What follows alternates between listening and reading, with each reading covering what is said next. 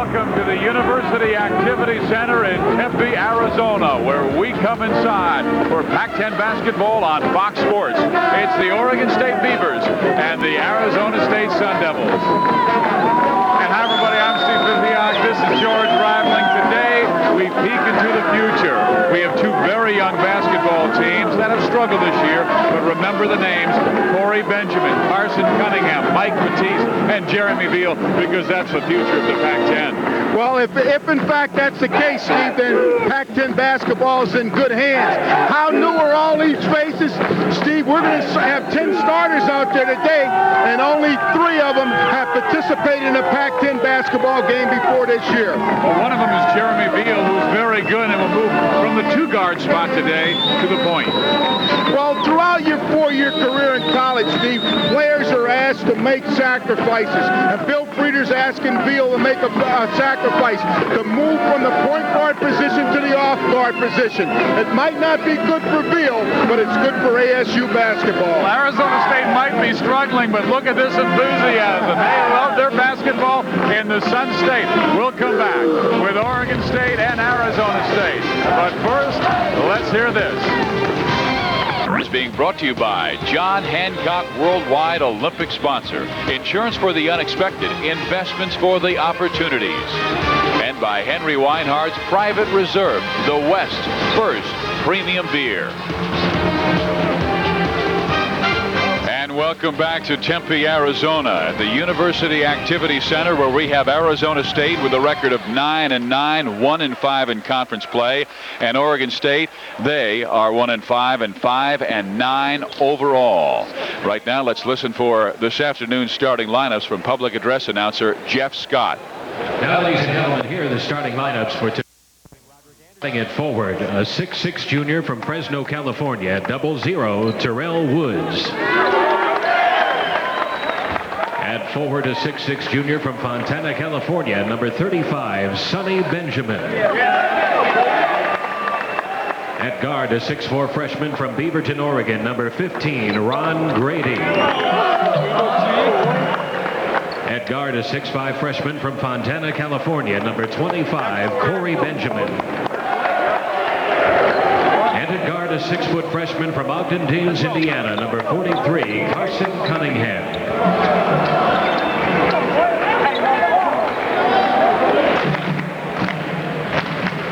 Now, ladies and gentlemen, here's the starting lineup for the Sun Devils of Arizona State University. At forward, a 6'8" sophomore from Los Angeles, California, number 24, Mike Batiste.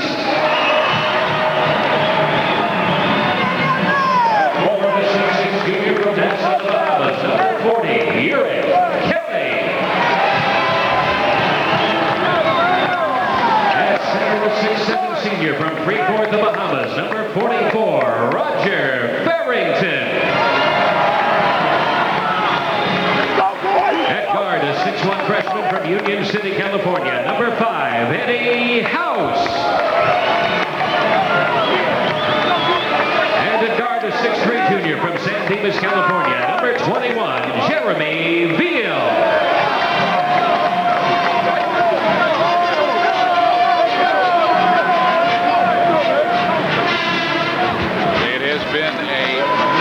Difficult year for Arizona State because of all the players that man Bill Frieder has lost.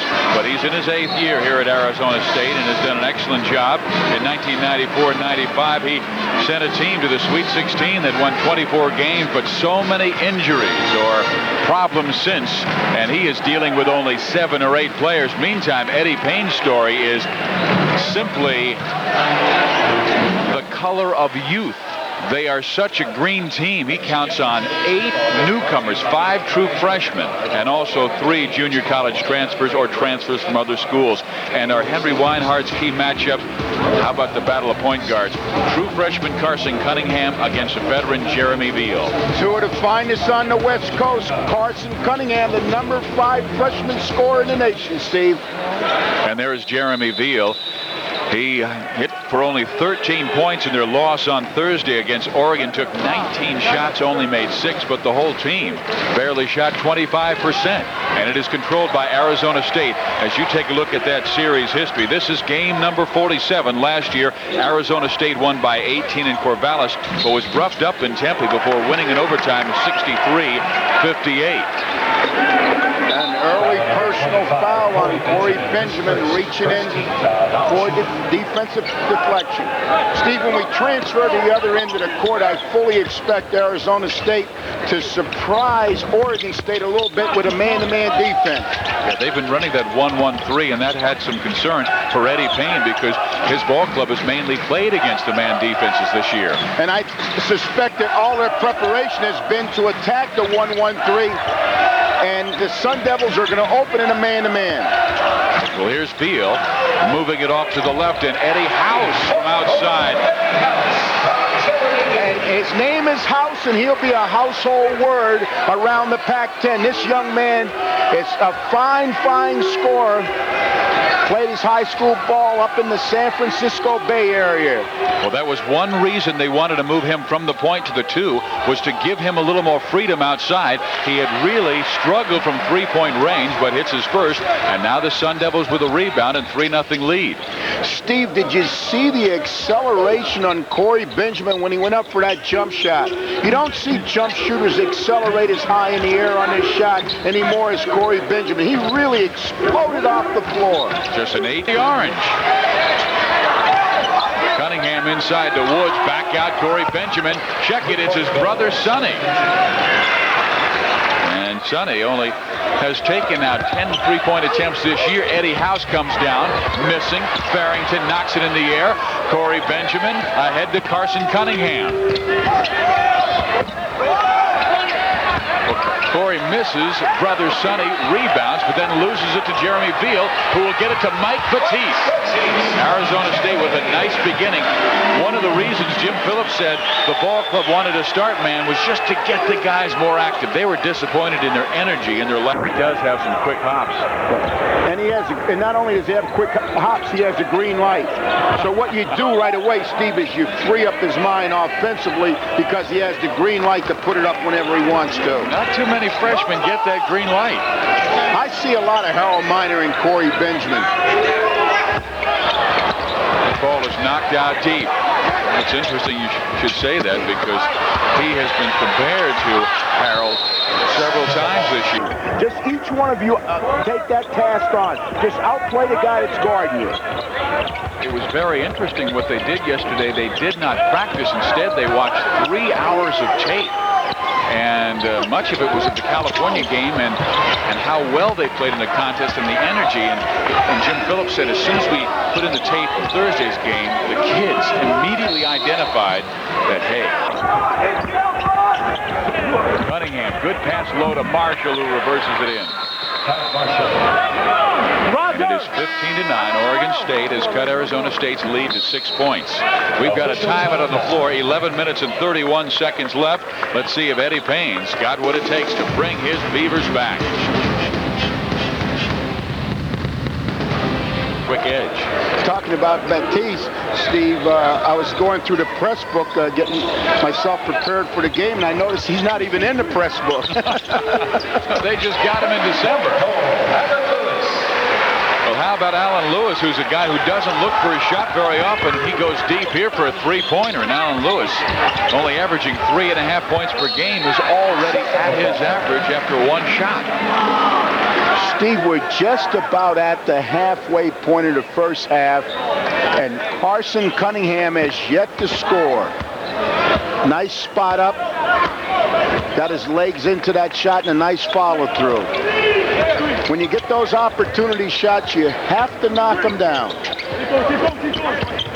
Oregon State stays in the man defense. Marshall is on Farrington. Clear out a little bit for Beal, but he just says, I'll take the 3 and knocks it down. And Jeremy Beal's gone deep, so is Lewis and House, and Sun Devils killing Oregon State from outside. Benjamin can't catch the alley-oop from Cunningham, and it is kicked away, and Beal with the save, but to the wrong man. Carson Cunningham nails the 2-pointer. He must have heard me saying he hadn't scored yet, Steve. Well, he's one of those guys that's an absolute gym rat. And there is Alan Lewis, the youngster, just a junior from Sharpstown High School in Houston out of San Jacinto Junior College, one of the strong JC programs in the country. And in comes J.B. Bickerstaff. Where have we seen that name before? How about the son of Bernie? Denver Nuggets. Cunningham got low, misses the shot, rebounding Farrington. And Steve Bickerstaff is the youngest player in Division I basketball, 17 years old. It's interesting that they got the youngest in the Pac-10, the oldest in the Pac-10, and the heaviest in the Pac-10 in Terrell Woods. You got Chris Rose, who's 26 years old, a veteran of Desert Storm. So Eddie Payne did some serious recruiting. Carson Cunningham beginning to heat up. It's tough to keep a good man down, and it's tough to keep a good player down. Carson Cunningham is not the 5th leading freshman scorer in the nation by accident. Averaging 16.5. Alan Lewis going inside and throwing it away. It's something Lewis hasn't done that often this year. He has been very sharp with his passing. He's averaging 3.5 assists per game in just 10 starts.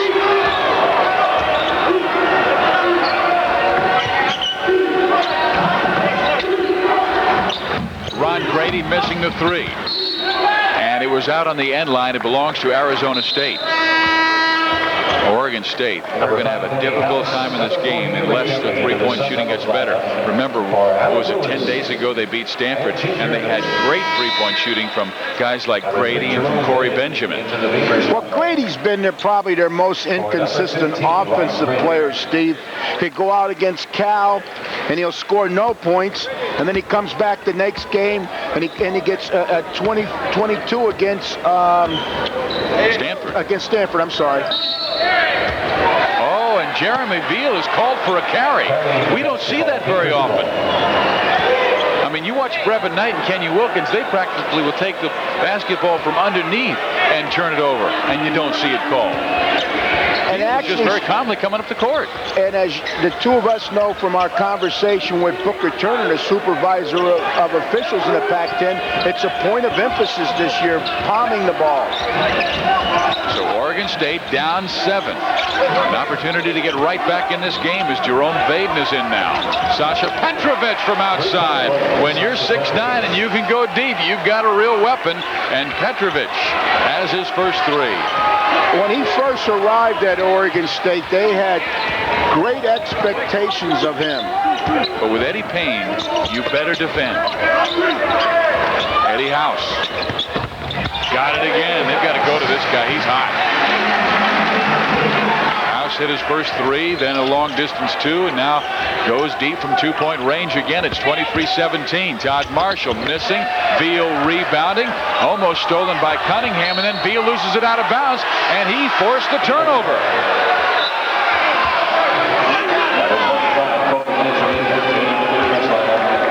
I'm not sure if Jeremy Beal doesn't just let that basketball go out of bounds if it's off Carson Cunningham. Here's an example of what we talked about, Steve, and palming the ball. And most crossover dribbles are palming the ball.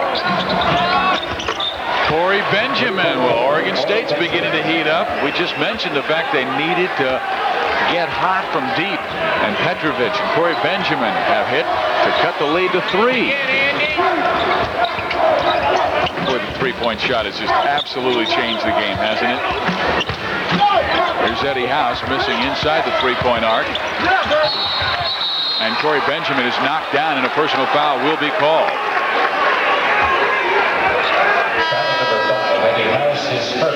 We've got a timeout of the floor. 7:25 to go. First half. Arizona State 23, Oregon State 20. Didn't win that award.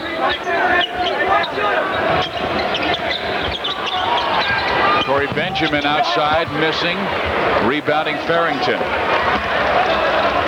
Beal ahead to Eddie House, who has been on fire, so they extend the defense a little more. From Jerome Vaden. Veal missing long. And the rebound Jerome Baden has. Oregon State was once down by 8 points, and now they've got a chance to tie it with a 3. Baden can't tie it here. Rebounding is Mike Batiste.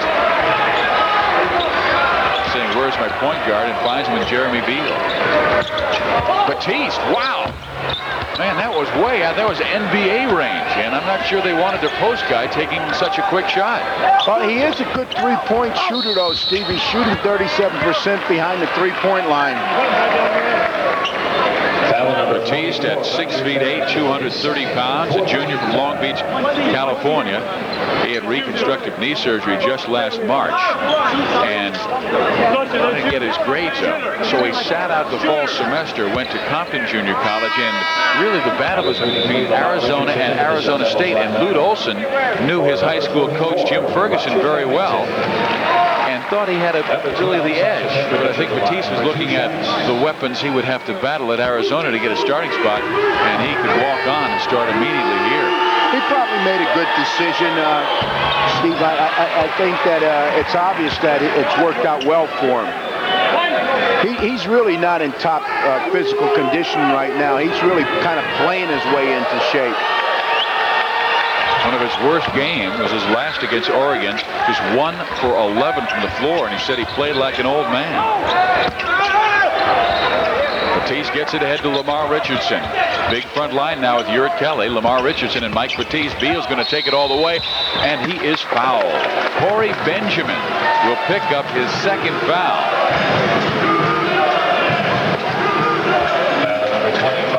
Nice crossover move, takes it to the basket. There's certainly a lot of opportunities when Veal dribbles the ball for the official to call palming the ball and carrying the ball. Number 15, Ron Grady, returns to the Beavers lineup for number 25. So Ron Grady comes back in, that true freshman from Beaverton, Oregon. And Corey Benjamin goes to the bench with 2 personal fouls. Well, that takes a lot of ammunition over to that sideline. Really their best one-on-one player.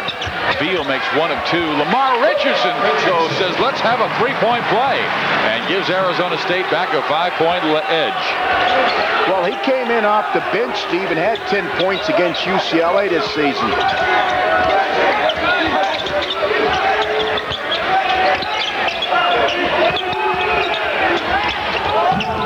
Baden misses. Bickerstaff rebounding. He's an excellent rebounding guard. And he's not that big a guy at 6'4", 175 pounds. But Oregon State beginning to pound it inside, and Todd Marshall with the basket. But what Bickerstaff has, Steve, is he has very long arms. Being 6'4", but with the long arms that he has, he's really a 6'7" guard. Into the Beavers lineup for Sasha Petrovich. And Todd Marshall with the finish. He transferred from St. Mary's High School, so you take a look at Mike Batiste picking up his second foul. And for Oregon State, Corey Benjamin with 2. That's the only foul difficulty we have in the first half.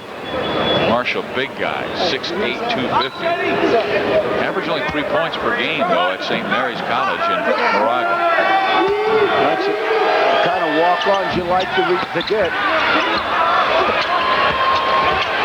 Brady with a good offensive rebound. Steve, Oregon State has done a nice job of keeping themselves in competitive position with Carson, Cunningham, and Corey Benjamin on the bench. And Mike Batiste picks up his 3rd personal foul, so Roger Farrington has to come back in, and that's a lot of offense that goes to the sideline. Batiste has been averaging 15.5 and 7.5 rebounds per game. What it does, it really greatly reduces the Sun Devils' interior offense.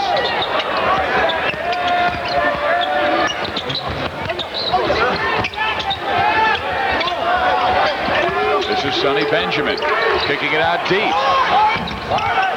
But Grady sure is a streak shooter. As you said, none against California, 24 against Stanford. Then he goes 1 for 12 in his last game against Arizona. So if it's been up and down, maybe he'll go back up.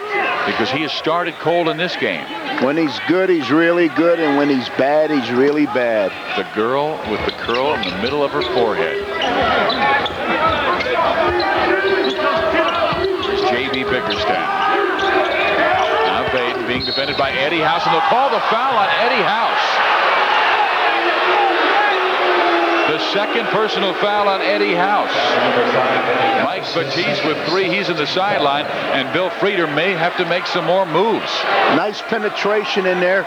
Actually, what happened there was it appears to me that he steps off of the defender's right. He stumbled on the defender's foot, Steve. And tripped him and picks up his second personal foul. There's Charlie Range, the official. Andy Rios and Bob Sidup are today's officiating crew. So at the line, Jerome Baden. This is the poorest foul shooting team in the Pac-10 Conference, just 62%.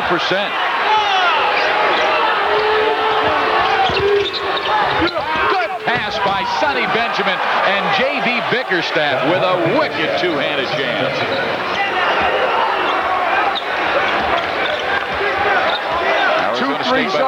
2-3 zone, Steve, by Oregon State. Eddie Payne is really showing a lot of different defensive looks here in the first half. He's shown some full-court zone pressure, half-court zone, man-to-man. Eddie House missing. He's missed his last 2. He's starting hot with 7 points.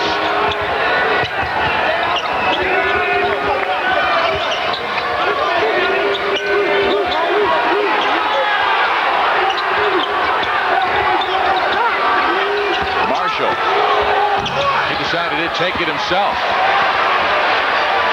Eddie House to the middle. Jeremy Veal gives it right back to Eddie, and he misses the shot.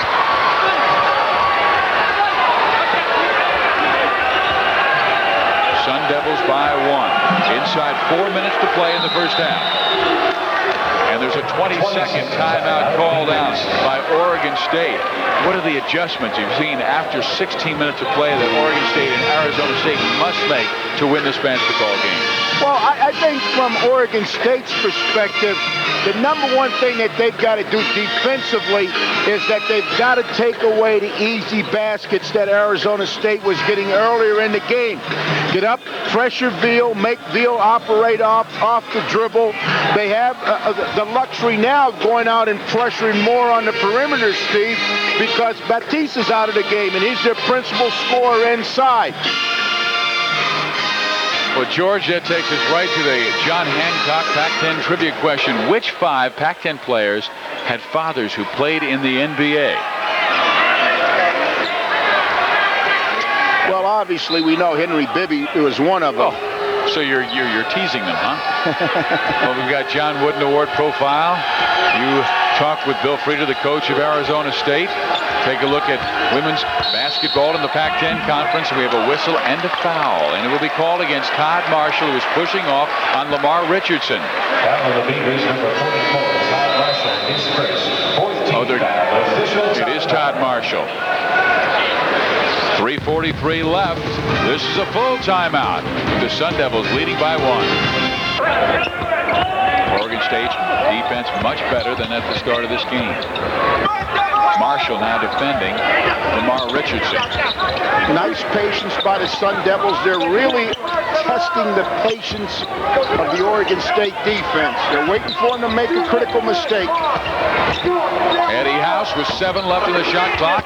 Doesn't go. Ron Grady rebounds. Oregon State to take the lead right here. And Burt Bickerstaff, Benjamin, Grady, Baden, and Marshall on the floor for the Beavers.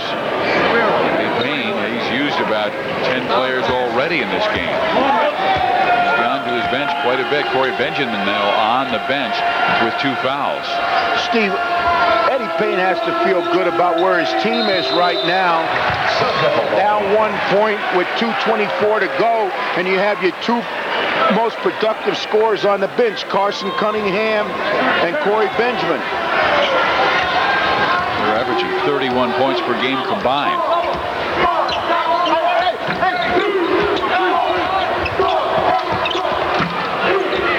Arizona State has had a rougher time getting into their offense with this Oregon State lineup out there now. Beal gets it back. Shot clock is down to 15.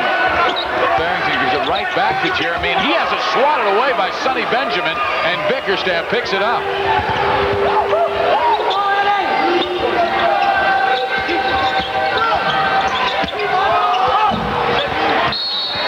It's out of bounds to the Beavers. Shot clock will be at 25. I thought that was a good decision by Sonny to give it up. Yes, I thought he did a nice job of bringing the defense to him and then dishing to the open man. Blocked that shot.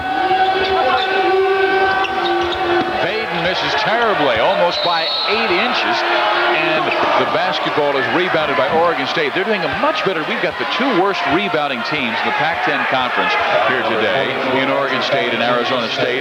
And right now the Beavers have been attacking the glass much better than the Sun Devils in the game's last 5 minutes. Steve, I get a kick out of shooters when they shoot an air ball. They always look at their hands. You know, what happened? What happened? Come on, hands. Yeah. Work for me. Well, they cannot make their foul shots. 62% this year in Eddie Payne. He's frustrated 3 times now. He's had the opportunity for his club to get the lead, and they cannot. With good looks at the hoop. Timeout called. It is a 22nd timeout called by Bill Frieder. He would like to visit with his ball club, which started quickly at an 8-point lead. And then suddenly things went quiet offensively. They lost to Oregon on Thursday, 76-51, the 3rd worst loss here at the University Activity Center. They shot only 27% of the game, 19 for 71. Well, you know, Steve, you hear a lot of talk about, well, the 2 teams don't rebound well because they lack size. But then you turn around and you look at the team that's sitting in first place in the Pac-10, UCLA. They don't start anybody over 6'6". So I'm not sure that's a valid rationale, that or we're a poor rebounding team because we lack size. Now J.R. Henderson and Jelani McCoy are a little bit bigger than 6'6". No, I'd bet you money on that. And the reason I know that is from the Olympic trials. Oh, is that right? Oh, yeah. I was one of the first guys to know that Charles Barkley was really only 6'4 and a half. Jeremy Veal, with the shot clock winding down, has given Arizona State a 4-point lead. There's nothing more overrated in basketball, Steve, than height. And nothing more inaccurate than height.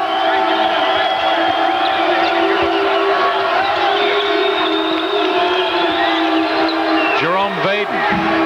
And that's 3 shots, I think, that have been unwise by Jerome Vaden. All 3 have been either off the dribble with the defense in his face, with plenty of time still left on the shot clock. Steve, Vaden is the type of player, he's either going to shoot you in the game or he's going to shoot you out of the game. Alan Lewis got it right in the eye from Ron Grady. The 2nd foul on Grady, so Arizona State gets it back with a 4-point lead. In some neighborhoods I've been in, they call that assault and battery.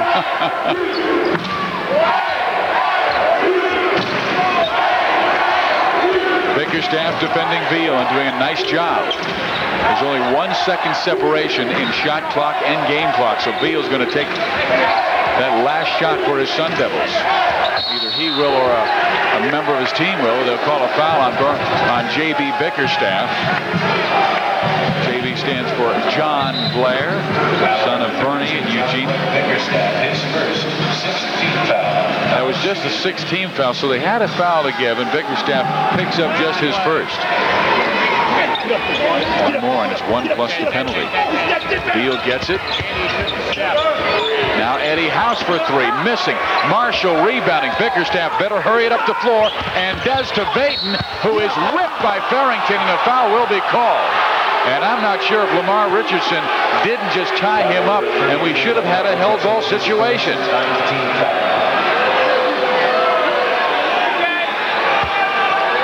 Nice patience by Bickerstaff to find the open man. Into the Beavers lineup for number 15, Ron Grady. There's another look at it as he starts to the basket. I guess the officials thought that he grabbed his arm, Steve. It didn't appear that he did. No, it didn't, but Jerome Vaden will be at the foul line to help give his club an advantage and cut that lead to 3, and he does here. He can make it a 2-point game with 1.5 seconds left.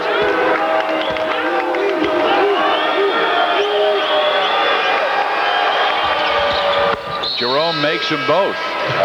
Sonny Benjamin comes back in, George. And Eddie Payne put a sub in to stop the clock, get Woods out of the game so he doesn't pick up an ill-advised foul. And also it gives Eddie Payne a chance to set his defense and get a man on the ball. Lewis lets it go as the buzzer sounds, and it will not go. But Bill Frieder takes a 2-point lead to halftime at 29-27. We'll come back with the John R. Wooden Award and more after this. This evening on Pac-10 tonight.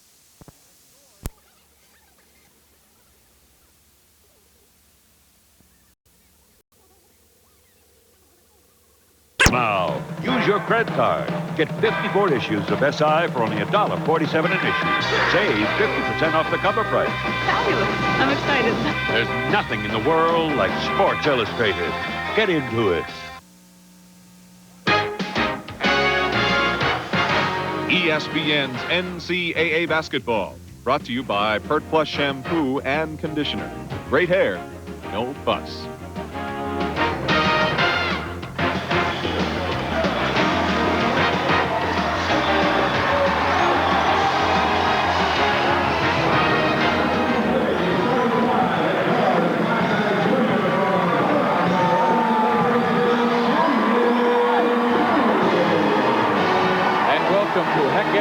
Pavilion in Seattle, Washington, where tonight it is 19-5 Washington and 15-4 Oregon State. There's the Oregon State lineup. Annette Mollerstrom at 5'11" from Malmö, Sweden, is averaging 14.5 points per game, and she's really strong inside player, Annie. She is a key player as far as what needs to be done out there. As far as her game is concerned offensively, they're going to go as she goes. And for the Washington Huskies, they are paced by Katia Foucault, a 5'10" senior from Paris, France. And if Tia is on, she just makes life so much easier for Chris Gobeck. Well, no question. She's such a great penetrator, knows how to dish the ball off and can shoot the shot when they need it. But she's very quick on the defense, and that's where Washington gets a lot of their points off steals. Here is Aki Hill in her 17th year, 268 wins. Born in Japan, 1940, came over here to learn from the master John Wooden, and she has been in the Pac-10 since the 70s. Chris Gobeck, in her 10th year, 220 wins. She's won 75% of her games at Washington. She had a marvelous year in 1990 where she led the Huskies to a #3 ranking in the nation. And her teammates were giving her so much grief on her outfit she wore tonight. Washington State was the first one in the 5-game win streak. Then came Arizona State, Arizona, and Chris was really impressed with how they played down in Los Angeles. And they've been close games. They've won some close games. They came back and beat Oregon State at Gill Coliseum this year, and Oregon State was up by 7-8 points with about 3-4 minutes left to go in that game. And the Beavers have showed you the immaturity, and they hope since that Stanford win that they can really come now with the chemistry and beat teams like Washington. Oregon State really coming together, but so too has Washington, and taking it inside is Tanja Kostic. 6'2" junior from Solna, Sweden.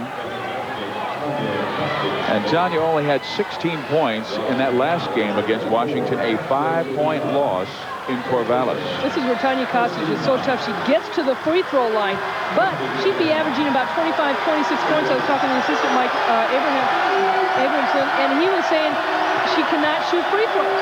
That's really hurt her, and you can see she kind of has a side spin on that ball. 62% foul shooter.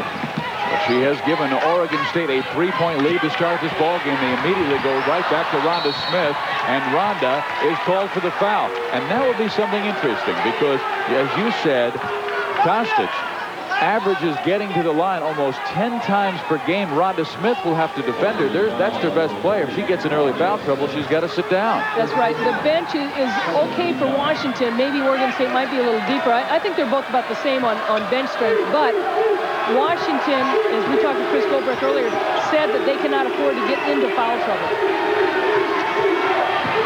With the basketball, A.J. Dion.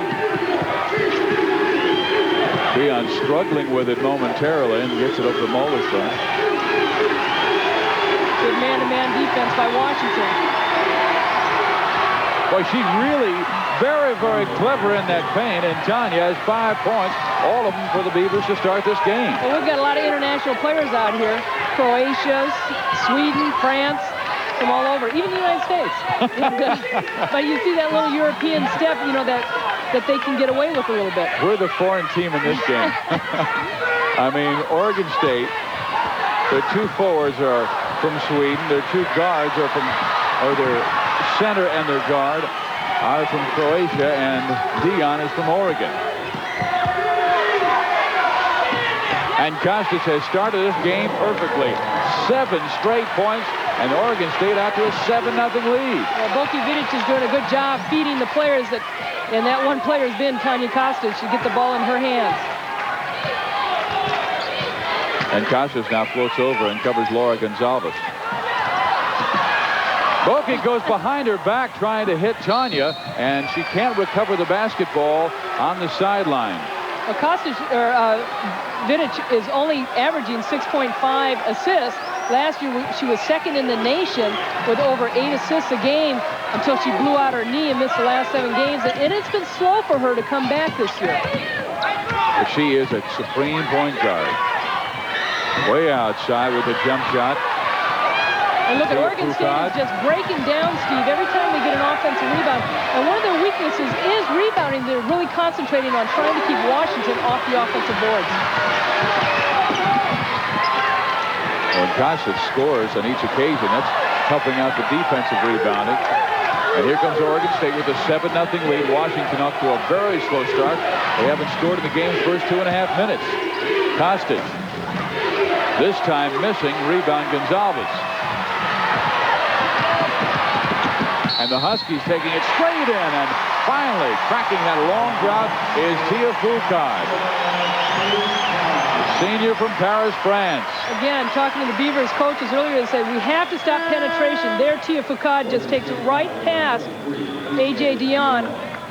And you've got to step in front of the offensive player. Defensively, you cannot run next to them. Well, a quick exit for Rhonda Smith, and she will immediately go over and talk to Chris Gobrecht. And in for is Jenna Pels, a true freshman from Charles City, Iowa. And the free throw is good, and Foucault has a 3-point play and cuts the Oregon State lead to 4.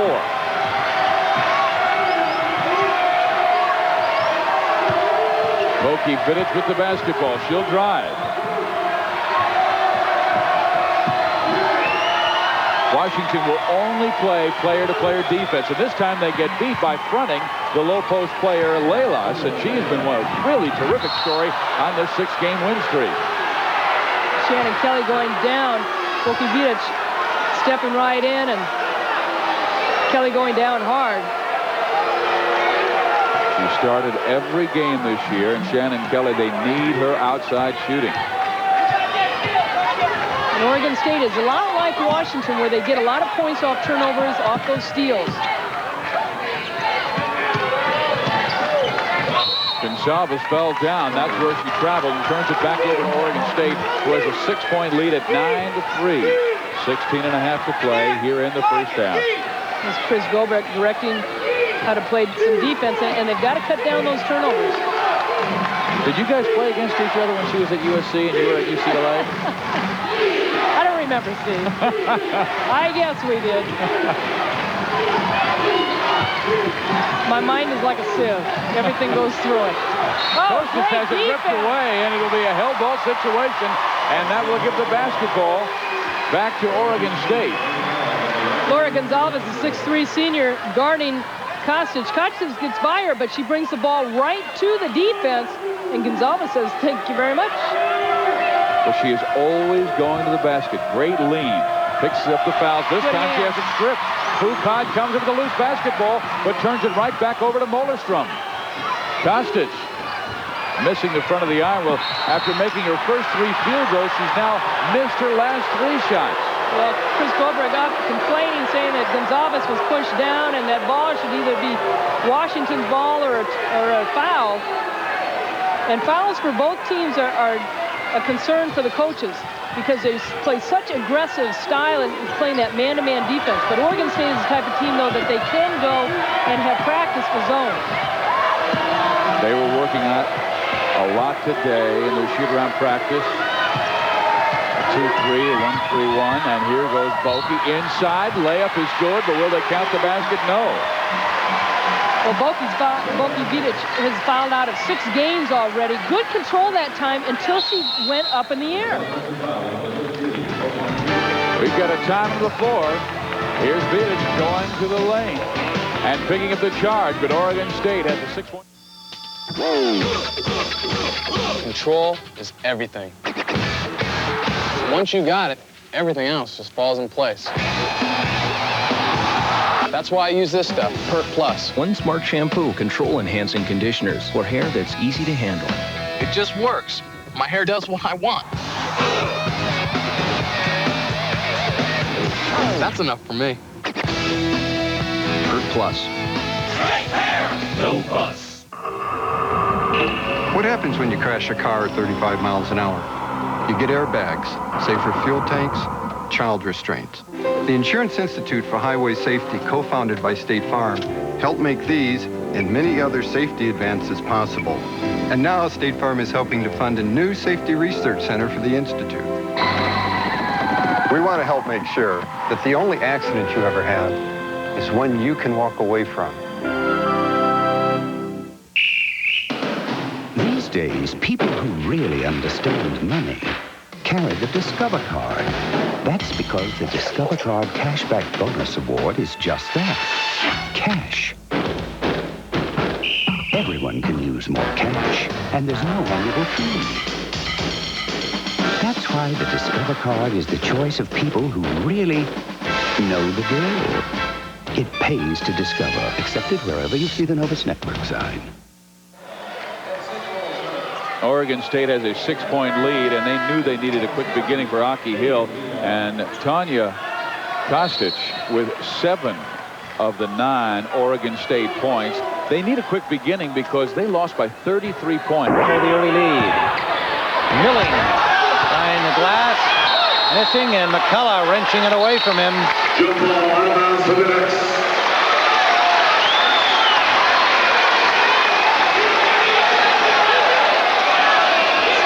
Quick look at the Pac-10 standings. Oregon coming in here at 2-0.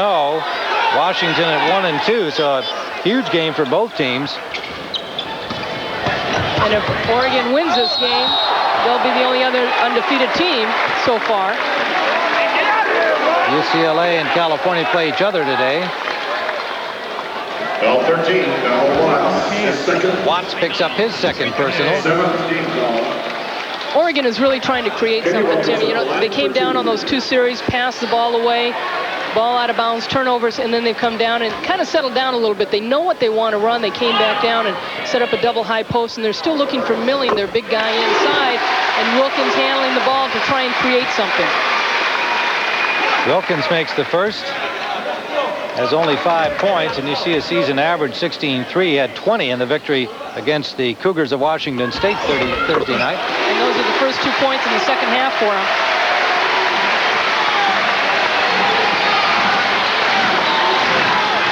Ducks pressing. Wilkins and Tarek Brown, the guards down court. Watts on Brown. Down to the corner. Sanford for 3, in and out, and up court is Raymaker. And the coaches in the Pac-10 will tell you, we've got to win at home and try and steal some on the road. Wilkins for Curry. Curry's jumper good. Tied at 59, and McCullough foul.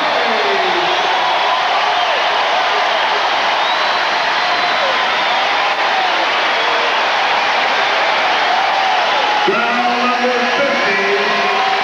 John McCullough, his first. Team foul number 8.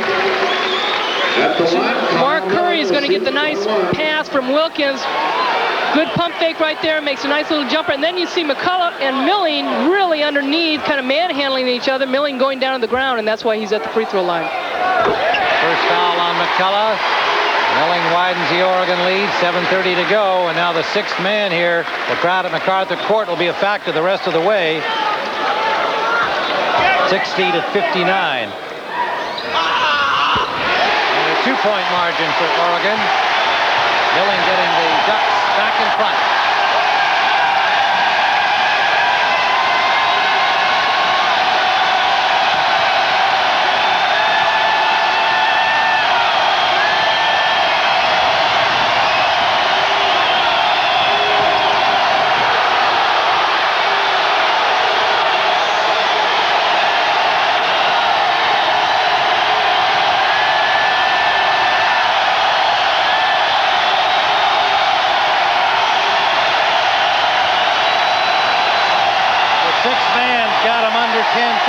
Shot clock.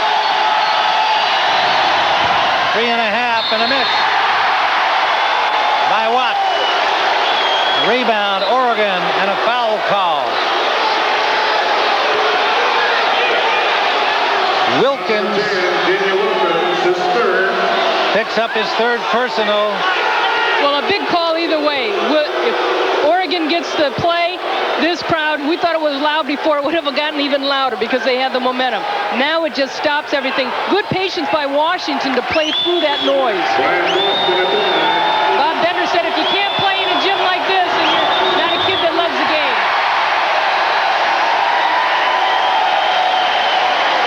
Boston misses the first of two. Jason Hamilton returns. He's got 4 fouls. Watts goes out.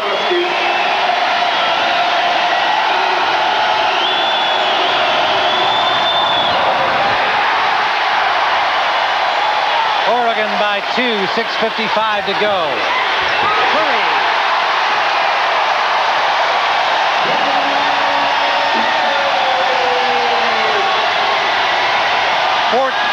For Jamar Curry.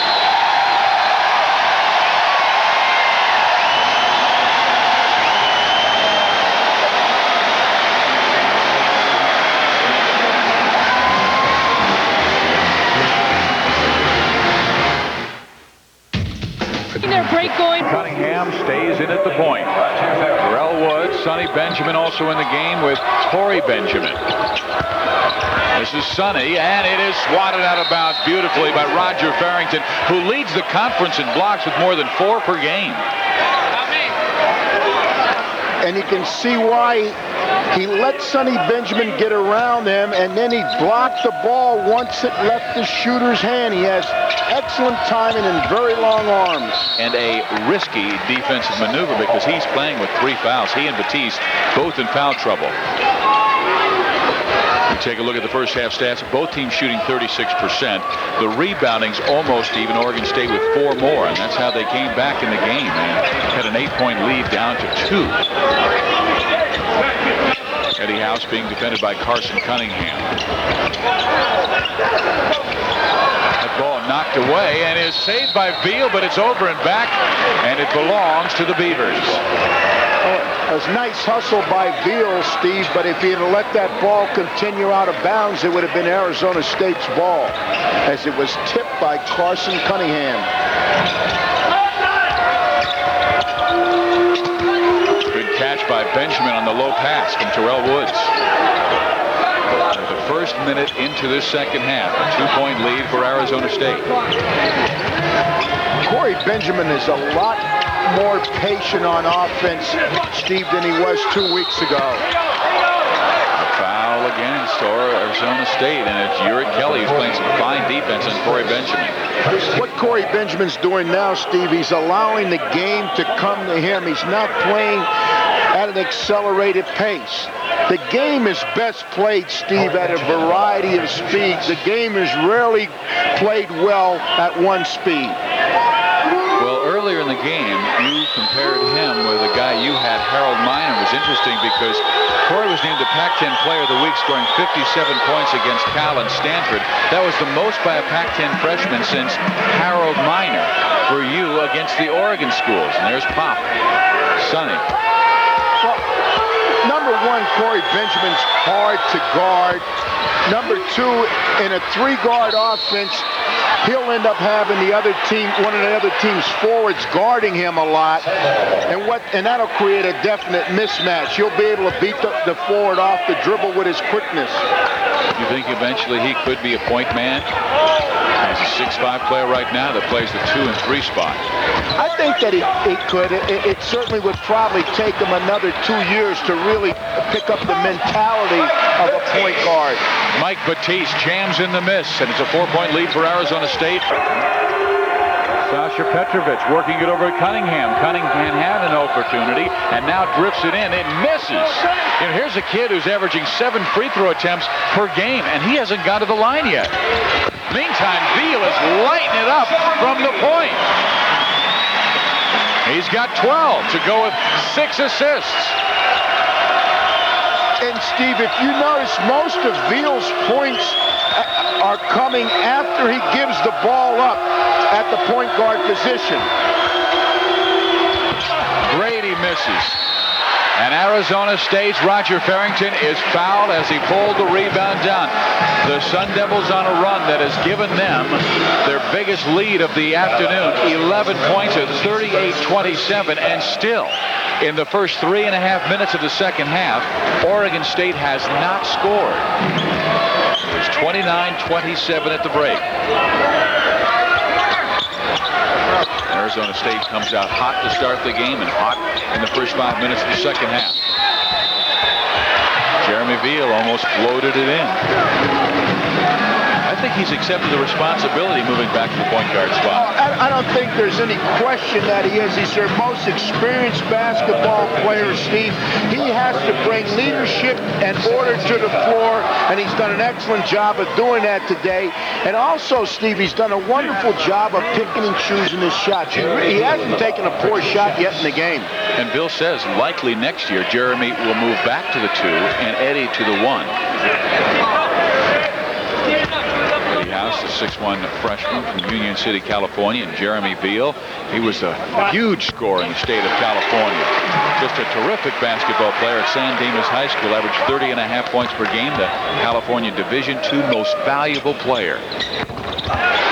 Rattles in the second one, an 80% career foul shooter. He's got 14 points now. A 13-point Arizona State lead. Steve, did you know Jeremy Veal's dad was a starting guard on the UCLA football team? What, 1970, 71, something like that? Dad was a very fine football player. He's a pastor now, isn't he? Yes. Grady on the drive finally makes one after missing his first 5 shots. Was it Zeno Veal?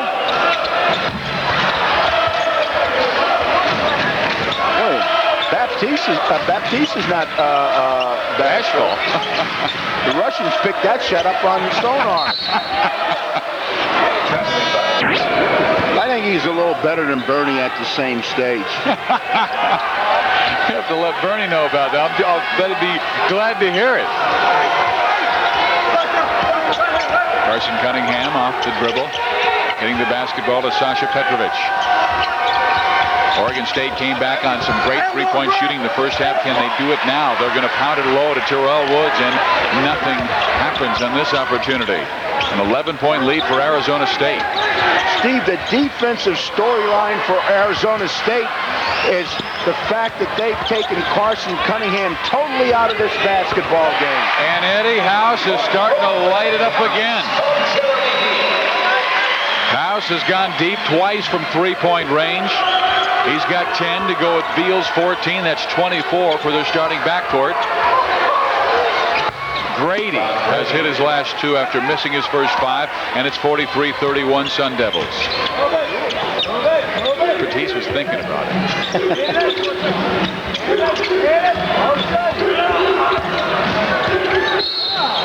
Barrington has it knocked out, And a foul is called on Woods, big 6'6", 280-pound junior from Fresno Edison High School. He's picked up his second foul. 13 fouls. And that fine assistant coach for Arizona State, George McCorn, was telling Eddie House, son, when you feed the post, don't stand still. Move to the open spot. He'll kick it back out to you for the wide open jump shot.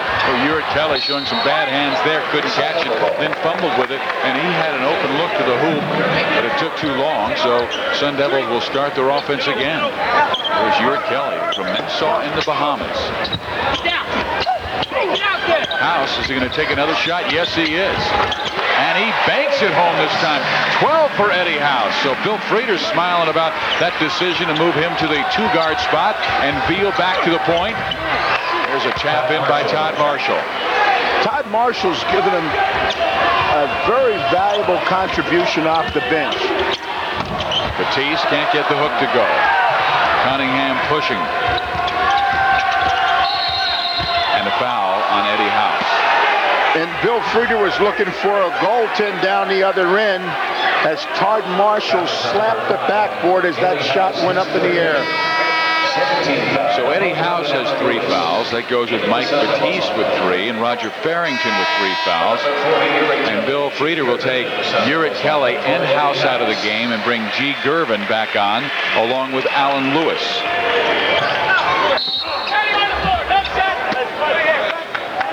We had a foul prior to the shot, and it will go against Mike Batiste. It is against Batiste, and that is his 4th foul. And Frieder's upset. He can't believe there was even a foul called on that play, but Batiste must come out, and Lamar Richardson now comes in the lineup. So they lose a great scorer in Batiste, and Richardson is really just a defender, a role player. Carson Cunningham, pretty move to the hoop. He's got 7 now.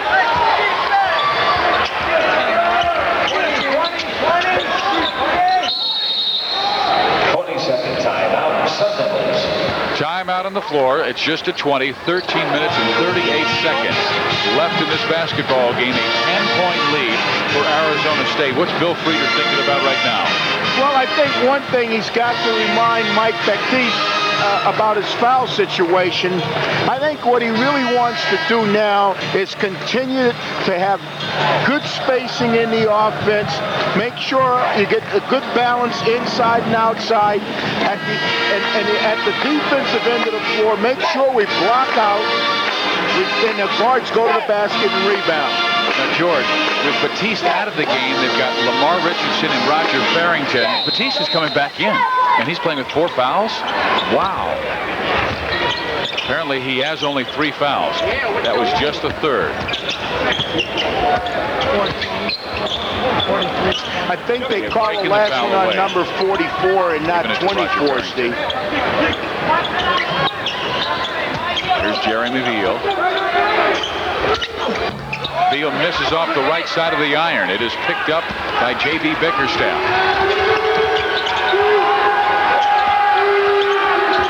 And that is what Bill Frieder was checking at the scores table, because they came to the scores table and said 24, and he made sure it was 44, but that's Farrington who's got 4 fouls. It's an 8-point game. Oregon State down. 12:50 to go in the ball game.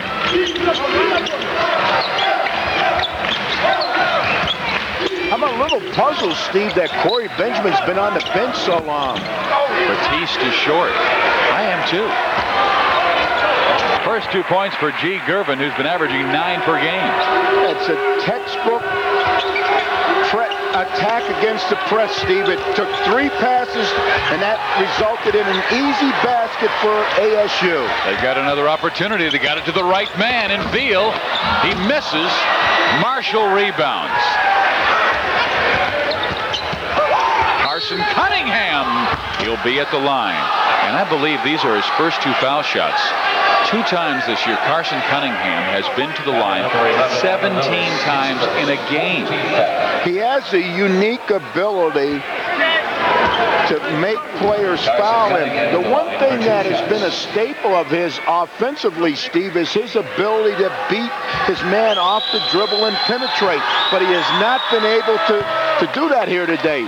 Arizona State has taken away his dribble penetration. They forced him toward the sidelines and will not allow him to go down the middle of the lane. Boy, you watch him shoot free throws, and he's technically perfect. Elbow in. Completely a straight line from toe to head in his release. Here's G. Gervin missing over the top of the backboard. A 10-point lead. Could be closed to 8 or 7. Corey Benjamin with it. He'll reverse that basketball. Got it low to Todd Marshall. He's got one man on him, but he wants to swing it back outside. Is this the time? Cunningham takes over. Good kick pass to Petrovic for 3, and the lead is 7 for Arizona State. And there was an example of what I talked about earlier, Steve. Carson Cunningham penetrate, draw the defense to him, kick it out to the three-point shooter. He hasn't had enough of those opportunities. Veal is pushing down Corey Benjamin, and twice Benjamin goes down and no foul call, and the ball rolls out of bounds, and it belongs to the Beavers. Here's Benjamin, falls down, he steps back up, Veal pushes him off with the elbow. Well, Benjamin's been on the floor the last 3 times down. Twice in the offensive end, now once in the defensive end, and he turns it over. G. Gervin sneaks inside, banks it in off the glass. Boy, did that look like his old man. Kind of leaning into the hoop. Foul is on number 3, Jerome Baden, his first. One thing he learned from his dad is how to shot fake the basketball. Set the defensive man up. Take advantage of an overzealous defensive player. The Iceman gives birth to the Ice Sun, the Ice Cube. The best shot fakers I've seen in basketball, Steve, are the players who have a slow shot fake. Some players will shot fake so quickly that the defensive player doesn't get a chance to go for the fake. You know, you're talking about Carson Cunningham, who certainly isn't the quickest player on the floor, but he has the ability to get that first step, and almost a little stutter right there. A great example. And Stevie also is an expert at utilizing his left hand when he goes to the left. He shoots equally well with either hand. It's an 8-point game. Arizona State with the lead and the basketball. Gervin beats Baden off the dribble, but can't finish. And Marshall with the rebound gives it to Carson Cunningham. Baseball pass ahead, back to Cunningham. I'm still waiting for Corey Benjamin to become part of this Oregon State offense. We haven't seen it. They didn't see it down in Arizona after an absolutely incredible 2 games for Eddie Payne. But Steve, one of the problems that confront Eddie Payne, when you have a player like Corey Benjamin, you've got to give him a broader parameters to operate in. If you don't, you'll coach him down. I had that problem with Harold Miner. You have to give them some latitude offensively that you don't give to the average player. Well, Jerome Baden coming off a good low screen, scores, and all of a sudden we've got ourselves a 6-point ball game. Baden with 5 points now. The steal by Petrovic. Ahead to Jerome Baden. Where's Corey Benjamin? Baden's taking himself. Count it. A chance for 3. What I mean, Steve, with Corey Benjamin, you have to have the willingness to allow a great offensive player like Corey Benjamin to step outside of the offense and sometimes to create offense for himself. Watch the defense here. It almost looked like Beal knows the ball's going to Benjamin. Well, yes, and it was a nice pass fake. It wasn't an exaggerated pass fake, but it was just enough to force Beal to go for Benjamin. Jerome Baden has been a big part of this comeback, and it's a 3-point lead for Arizona State. It once was 13 points. The Beavers have it again with a chance to tie on a 3-pointer. One of the things that I found with Harold Miner is that if you get them in too much of a structured situation, Steve, they end up spending too much time on the court trying to please you instead of playing basketball. Batiste grabs the miss. Behind his back to Jeremy Veal. Kelly, I think he took that shot too quickly, particularly with House and Batiste and Beal on the floor.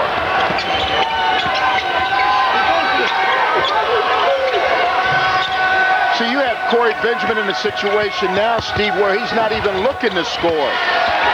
But is that something that comes? Didn't you put the harness on Harold a little bit more as a freshman? Hey, Steve, we played Louisville in the NCAA playoffs when he was a freshman. He missed 9 straight shots. I called him over to the sidelines during a timeout, and I said, son, I bet you think I'm mad at you, don't you? And he said, yeah. I said, the only time I'm going to get mad at you is if you stop shooting. Keep putting them up. We don't get to the NCAA playoffs without you shooting. Well, Terrell Woods finally scores down low, and at the 8-minute mark, it's 54-51. Arizona State, a good one developing right here in Tempe, Arizona. There's the Benjamin brothers, Corey and Sonny. Let's see if they will be part of this Oregon State comeback. 7:54 to play. Round in the top 25 rankings. There were 27 before today's ball game. I think they still should be in the top 25 after a very impressive win at USC. I agree with you 100%. Woods turns it over after he couldn't catch that low pass. Steve, when you look at Corey Benjamin at 6'5", 200 pounds, he presents an excellent opportunity in the Oregon State offense for posting up. You can take him inside and post him up also. Well, he comes up with a steal and comes up with the jam. Stevie, he's got explosive offensive skills. He's got 9 now. Maybe he's beginning to heat up. We've got 7.5 to play. You don't put a racehorse in a trotter's race, Steve. And he is indeed a racehorse. Lead back to 3 for Arizona State. 7:16 to go.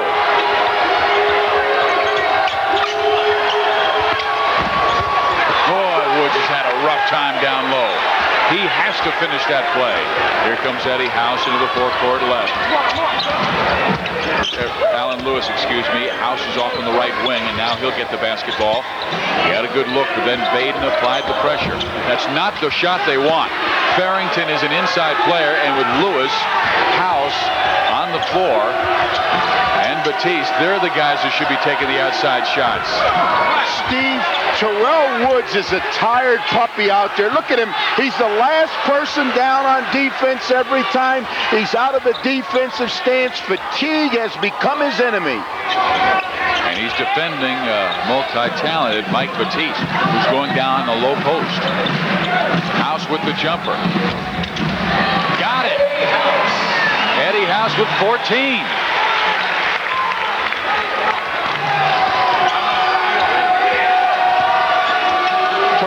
Woods is really laboring to get up and down the floor. Look at him standing off the sideline, off the side of the circle with his hands on his hips, Steve. What he does now is he puts his team in a position where they're playing 4 against 5. Sloan coming back as his man, Roger Farrington, will move into offensive position, and they cleared out for Mike Batiste, and the foul will be called on Sonny Benjamin. Corey Benjamin, we talked about this superstar from Fontana, California, and he starts it with the D. Great defensive reaction, passes ahead, continues to move toward the basket, gets a nice return pass from his brother Sonny, and pops us up saying, that's my boy. And great camera work, guy. We went from Corey to brother Sonny, back to Corey to Dad. Steve, you didn't see Terrell Woods coming out of the game then, but he walked just as slow going to the bench as he did back on defense. Does he have the oxygen mask on? I don't know. He's huffing and puffing. Oh, goodness gracious. He is the man mountain. Oregon State, we told you that they've got the youngest player, the oldest player, and they have the heaviest player in Terrell Woods at 280 pounds. And he has lost a good 30 pounds, they say. Oh, come on, Steve. And you know sources tell me. Well, if he, and you know what the rumor is? He's looking for the 30 that he lost. Oh, here comes the rebound by Corey Benjamin, and Oregon State with a chance to get right back in it, down 5. 5.5 minutes left.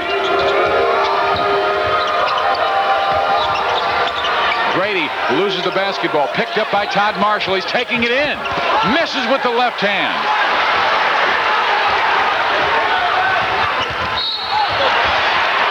And a foul on the other end. But when you're 6'10 and you're at the high post, give it up to someone who's supposed to dribble the basketball.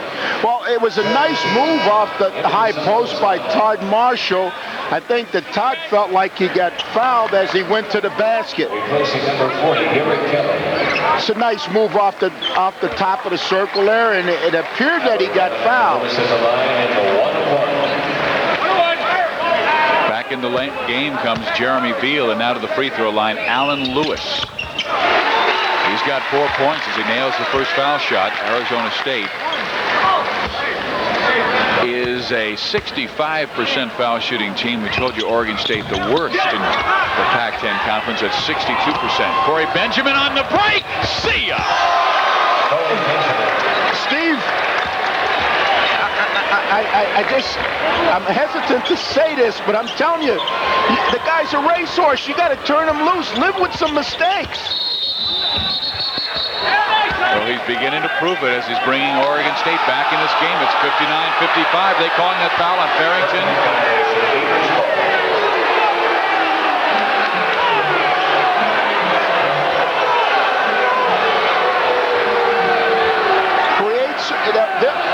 They'll have an excellent chance of not only getting back in the game, Oregon State, Steve, but winning the game if they'll give Corey Benjamin some touches on offense. You got to clear the side, let him go, live with his offensive mistakes. We're going to show you Corey Benjamin again. Watch the defensive man who is trying to cover him on the break. Well, he just has explosive speed to the basket, and he accelerates when he goes up in the air. Eddie House had no chance. Let's take a look at it full speed.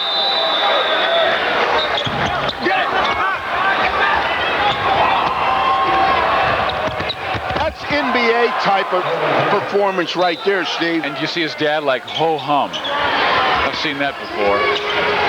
Corey Benjamin beginning to pick it up, and here's Carson Cunningham. He'll move it up to Petrovic. Missing the three. Rebounding is Oregon State. Ron Grady gives it back to Corey.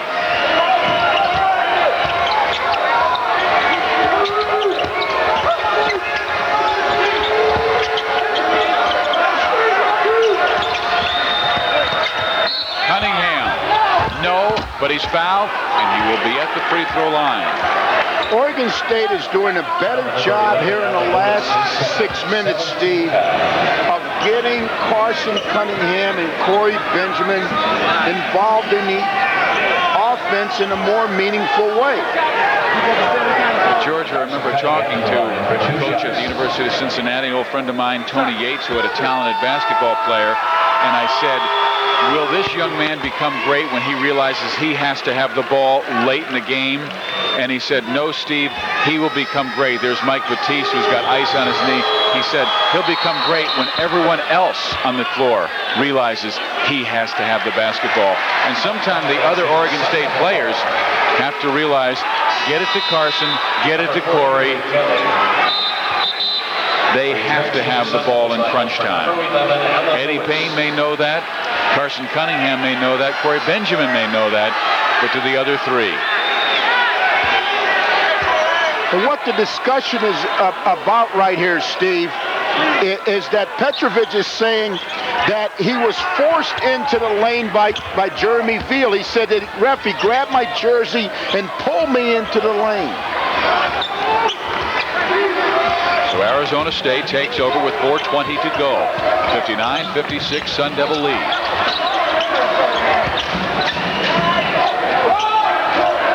Veal, good cut, but bad pass. And it's turned over to Oregon State with a chance to tie and a three-pointer. And Eddie Payne is calling play 31. He's signaling at 31. Let's see it's designed for. They were trying to post up Corey. Now he'll come outside to get the basketball and fire. Miss. Rebounding Veal. Corey Benjamin, when they beat Stanford last week, hit 6 of 9 from three-point range. So he is indeed a threat. This is Veal. Again, you said off the dribble, he's not as good a shooter as he is catching and shooting it. Carson Cunningham floating in, throwing it up and in. Oh, ho, ho. That looked like Bob Cousy. He's got 12 points, and Oregon State has cut it to 1.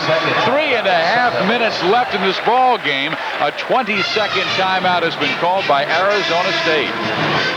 It's taken a while for the players on the floor to realize who the stars on the team are. And just in case they don't understand, it's Carson Cunningham and Corey Benjamin. Put the ball in the hands of the ball players and let them play. You know, as he came down the floor, he was reading it almost like a quarterback reads a defense, seeing where everyone was not only where they were, but where they were going, and then he just kind of curled off it and made that tough shot. He is a quarterback on the court. And there's Corey Benjamin, a superstar in the making in the Pac-10 Conference. This ball club is very green for Eddie Payne again. He plays 5 freshmen a lot and 3 other newcomers who are transfers. It takes time.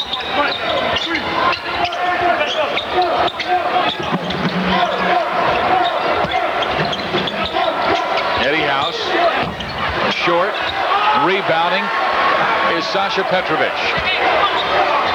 Oregon State can take the lead, and there's 3 minutes left in the ball game. And all of a sudden, ASU has gone totally cold from the perimeter. Now, that was a 4th shot. Yeah. That was one that Eddie Payne didn't want. But, Steve, I'm going to tell you, as a coach, you've got to let your scorers take some bad shots to hit the good shots. They'll drive you nuts, but I honestly believe you've got to let a scorer take some bad shots if you want them to hit the good ones. I remember when you told me when you were coach at USC with Harold Miney, you said, Steve, I'd rather have him take the bad shots than some of my other players take the good shots. Well, I had some players at SC that were very good. The other team would leave them open. And I'd say to the guy, what did you take that shot for? He said, Coach, I was open. I said, son, do you realize that maybe they left you open because they don't think you could shoot? You're the worst. So Corey Benjamin to the free throw line with a chance to give his team the lead. It's tied at 59. See, the last jump shot by Corey Benjamin is what I call a frustration shot, Steve. See, he hadn't had a good touch in a while, and the first open look he got at the basket, he burped it up there because he's frustrated. Well, Corey Benjamin has given Oregon State a 1-point lead at 60 to 59. We've got 2 minutes and 38 seconds to go. Has hit a couple of buckets here in the second half. And all 3 of those players are strong candidates for the all-freshman team in the Pac-10, and 2 of them are going to battle Mike Bibby for Freshman Player of the Year in the Pac-10. Corey Benjamin, Carson Cunningham, combined averaging 31. They have 25 in this game. Benjamin with 13, Cunningham with 12. Barrington playing with 4 fouls. He has the basketball. Batiste in the game. He's trying to post up, and he has 4 fouls.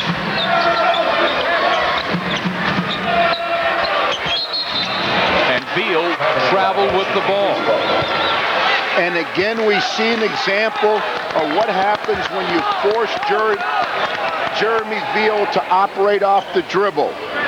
And if there's a held ball, Oregon State will get the basketball. There are 2 timeouts left for Oregon State, 2 left for the Sun Devils, and you see the team foul situation.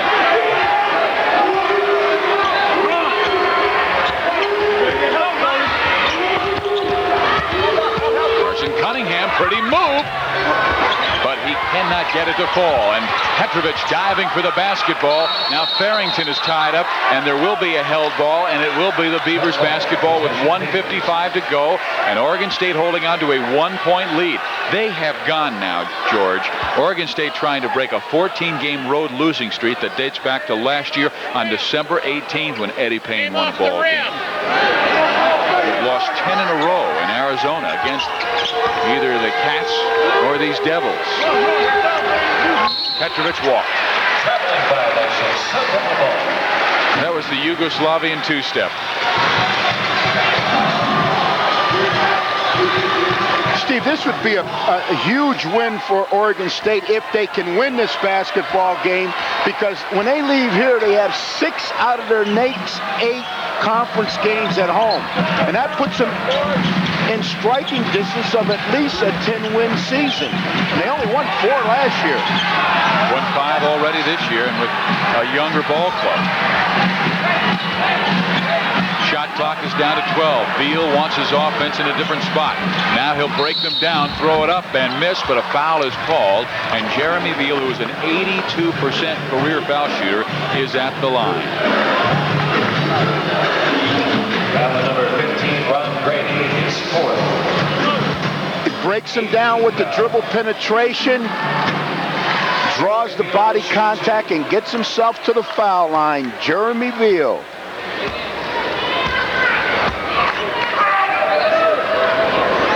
Beal now with 15 points in his first in quite some time.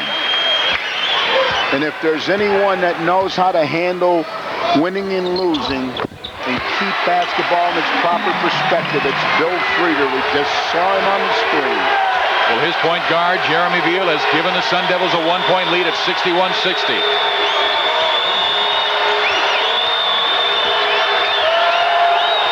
Down low, Grady got it and scores! Oregon State by 1 at the 1-minute mark. 1 minute remaining in the game.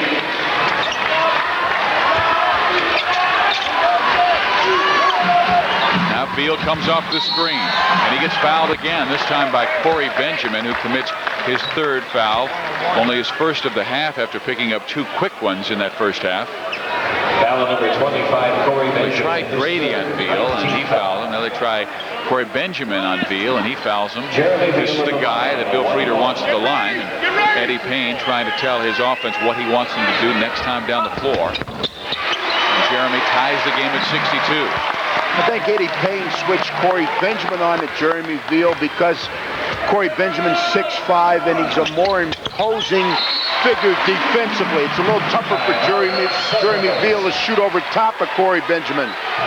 51.9 seconds left. Arizona State with a 1-point lead, 63-62. Bringing Grady toward the post position, and they resulted in an easy basket for themselves. That gave Oregon State a 1-point lead, but the 2 Beal foul shots have reclaimed the advantage for Arizona State, 63-62, and just 52 seconds left. Eddie Payne had the full timeout. What may he go with? Right, I think he's going to set up. He's got 3 excellent perimeter shooters out there right now. He's trying to get Cunningham on a penetration. Still plenty of time left in the shot clock, but taking the 3 is Ron Grady, the other freshman. A huge basket by Ron Grady. What was